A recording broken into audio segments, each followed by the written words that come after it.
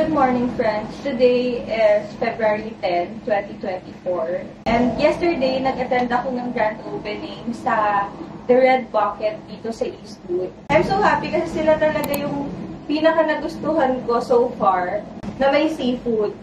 And nag-add pa sila ng other food na matatry namin. So, nagulat ako nung iba na yung sinerve sa akin kasi nung last time, ang mga sinerve sa akin, yung parang mga baby back ribs, chicken, tapos yung mga laksa soup, spring roll. So yun, nakita ko sa kabilang table. Tapos nagulat ako, ba't parang iba yung sa akin? Yun pala, yun yung bago nilang in-add sa menu. So pinatry nila sa akin yung mga bago nila sa menu. I'm so happy. Thank you so much, The Orange Bucket. And I'm so happy rin kasi ang bongga talaga ng grand opening nila. It's my first time na maka-attend ng ganun kabonggang grand opening. Sobra talaga. Siguro kasi dahil Chinese yung owner, sinabay nila sa bisperas ng Lunar New Year. Today, akala ko Sunday na. Kaya, dapat mag-church ako today. Saturday pa lang pala.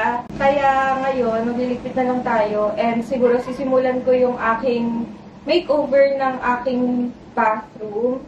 Tapos, mag-grocery lang ako ng konti lang. Hindi ako todo ng grocery ngayon. Kailangan ko lang ng konting ingredients kasi mag-shoot ako for later ng aking content for my TikTok sa bago kong blender. So, my Meteg gave me this. This is 3-in-1 blender. May food processor na siya.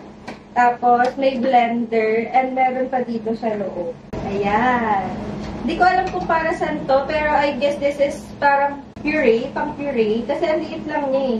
Kala ko malaki to, tapos pwede sa juice, pero hindi. This is small lang, 1.5 ml. Tapos, ito yung food processor. It's my first time na magkaroon ng food processor. Tapos, ganito. Ang ganda ng color, no?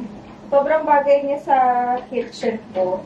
Pero hindi ko pa siya na-iayos ngayon kasi I have so many things na ayusin para doon sa aking CR. So, abangan nyo na lang dahil gumawa na po ako ng series. As you may know, yung aking previous vlog is the episode 1 wherein I explained everything na gusto kong gawin dito and kung paano ko ginagawa yung makeover series ko. So, ngayon, ipaplan ko lang yung mga gagawin ko for today and I'll update you again later. Nakapaglinis naman ako ng sarili ko. Pero sobrang kalat nitong bahay. Always. This is one of the struggles ng mga living alone kasi everyday pala. Kailangan pala talagang linisin yung place mo. Especially kapag nabibisi ka, hindi mo napapansin, everything is piling up already. Tapos lahat ng dumi sa lapag, lahat ng kalat-kalat. Ang dami! Anyway, magliligpit na ako, friends. Marami pa akong gagawin.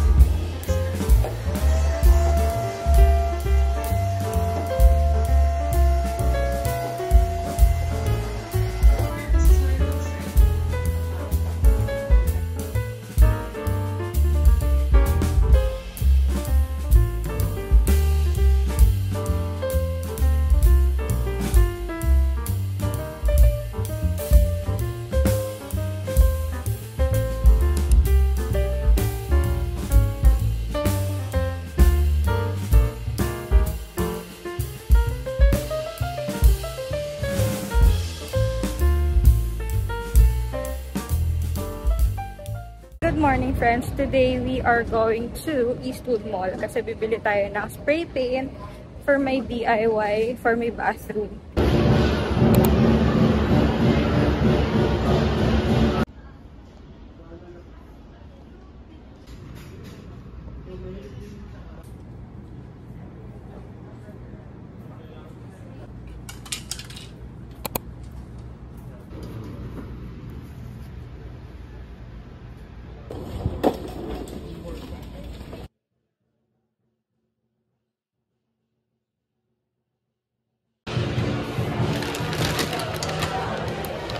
I'm also currently looking for a nice hair care kasi sobrang dry ng scalp ko ngayon.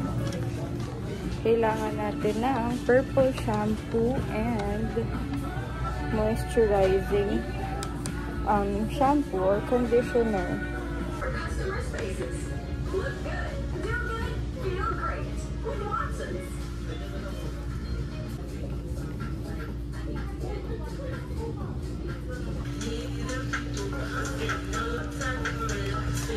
Hi friends! I ended up not buying nasa Watsons kasi ang tagal ng nasa cashier. Kasi isa lang gumagana, yung doon lang sa drugs or doon sa mga gamot.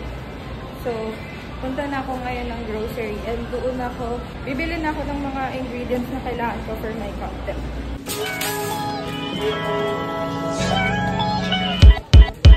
I dove into the water, but got caught up in the sky, walking in a spiral. Arrows, I'm winding down somewhere. Up in the sand, confident, don't know any better, but the feeling's so good. World's turned inside out, oh yeah. Will they ever come down? Oh Beverly, I don't think I could ever look back. Hello friends, I am finally home and let me share with you kung ano yung mga nabili ko. Una, itong from DIY Hardware, bumili ako ng spray paint for my magiging DIY na for bathroom. Sa grocery naman, bumili ako nitong gold flakes, gold honey flakes to be specific kasi mas gusto ko yung may taste ng honey. Champorado, paminsan nagkikrave kami ni Martin pag nandito siya. Last time nagkikrave kami parehas, nagpapaluto siya gabi na, ayaw na rin niya. So, bumili na lang ako ngayon para in case na magustuhan rin namin. Then, cowhead para sa cornflakes. Energen kasi kailangan ko ng goodness of cereals sa morning. This is 170 calories. Malaki din pala siya. Pero okay din kasi kung umaga, kailangan. Anyway, Jolly Cream Corn for my mais con yelo, which is yung gagawin ko sa aking account sa TikTok. Bawang, pear. Ito yung pinaka-paborito kong fruits sa lahat. Tsaka watermelon. Evap. Maliit lang yung binibili kong evap kasi lagi akong nasasayangan ng evap kapag malaki. So, yung kalahati hindi ko nagagamit. So, mga ganito na lang binibili ko. Kasi mag-isa lang din naman ako. Hindi ko kailangan ng sobrang dami. Unless, ulam yung lulutuin ko. Sibuyas, oil, hindi pa ripe na saging. Bumibili ako ng ganito kasi I know myself. Mabubulukan ako kapag yung ripe agad yung binili ko. Tapos, ice cream. Ube flavor for my is con yelo as well. Yun lang naman. I forgot to tell everyone na bumili rin ako sa French Baker. Dalawa lang yun palagi kong binibili ko. Pain au chocolat and palmier. Hindi ko alam kung anong basa doon. Pero ang binili ko ngayon is pain au chocolat. Kasi wala silang palmier ngayon. Sarap. The best. Just sweet and sweet.